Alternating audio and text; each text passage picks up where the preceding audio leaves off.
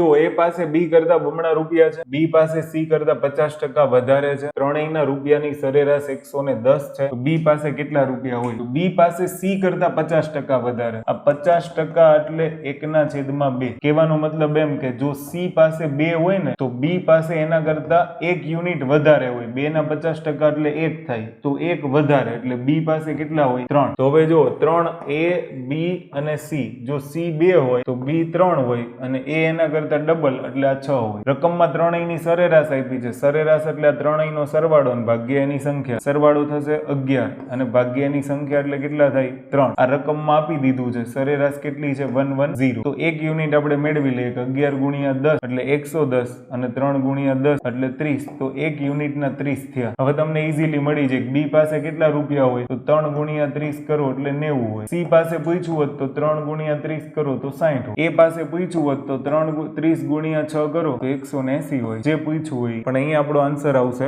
90.